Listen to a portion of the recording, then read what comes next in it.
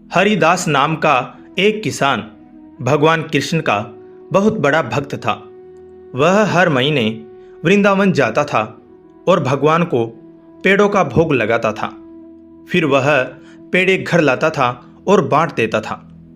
कई सालों से यही चल रहा था। एक दिन वह वृंदावन में बिहारी जी के दर्शन करने जा रहा था। तभी उसने एक हलवाई की दुकान पर एक मिठाई बनती हुई देखी। उसे देखकर हरिदास को कुछ समझ में नहीं आया। हरिदास बोला, भैया यह आप कौन सी मिठाई बना रहे हैं? हलवाई ने कहा, भैया इसे खुरचन कहते हैं, यहाँ की मशहूर मिठाई है और नंदलाल को बहुत पसंद है, खाकर देखो। हरिदास बोला, नहीं, मैं पहले अपने कान्हा को भोग लगाऊंगा, उसके बाद ही खाऊंगा। एक काम करो, तुम पेड़ों की जगह मुझे यह दे दो। हलवाई से खुरचन लेकर हरिदास मंदिर पहुंच जाता है। कृष्ण जी की पूजा कर भोग लगाकर गांव वापस चला जाता है। उसके बाद वह हर महीने कान्हा जी को खुरचन का भोग लगाने लगता है। इसी बीच गर्मियां शुरू हो जाती हैं। एक दिन वह उसी दुकान पर पहुंच जाता है, लेकिन उसे खुरचन कहीं नजर नहीं आती। हरिदास बोला, भैया आज खुरचन कहीं नजर नहीं आ रही। हलवाई ने कहा, भैया गर्मियों में दूध की कमी हो जाती है और खुरचन में बहुत दूध लगता है, इसलिए गर्मियों में खुरचन नहीं मिलती, पूरे वृंदावन में नहीं मिलेगी, आप पेड़े ले जाओ। हरिदास बोला, लेकिन भैया मैं तो खुरचन का ही भोग लगाना चाहता हूं, आप एक काम करो, मेरे लिए थोड़ी सी बना दो। हलवाई बोला, भैया खुरचन नहीं बन सकती, उसे बनाने में पूरा दिन लग जाता है और न हमारे पास छोटे बर्तन हैं जिसमें थोड़ी सी बनाए। आप मेरी बात मानो, पेड़ों का भोग लगा दो। हरिदास पेड़े लेकर मंदिर में पहुंच जाता है और भोग लगाकर वापस आ जाता है। रात के समय जब वह सो रहा था तो उसे सपने में कान्हा जी बाल रूप में दिखाई दिए।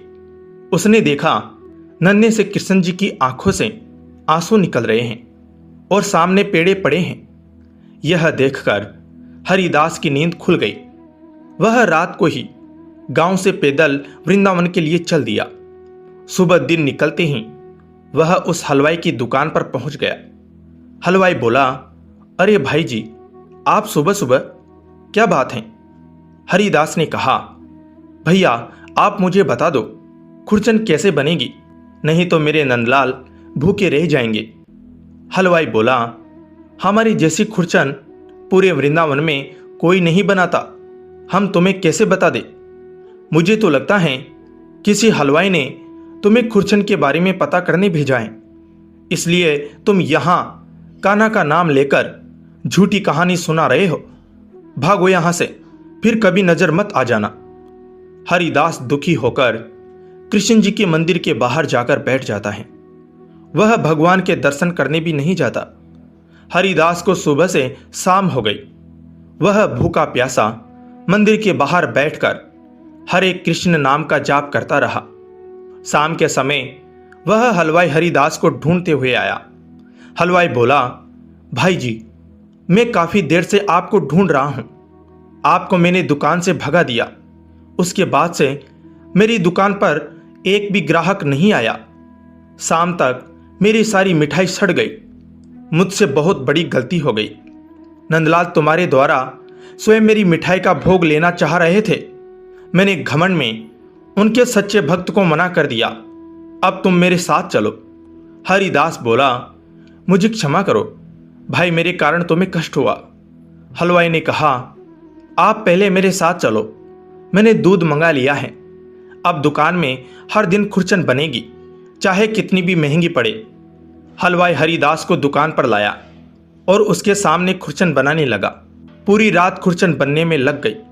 सुबह मंदिर खुलते ही हरिदास ने भगवान को भोग लगाया। उसके बाद उस हलवाई ने सारी खुरचन प्रसाद के रूप में बांट दी। जय श्री कृष्ण।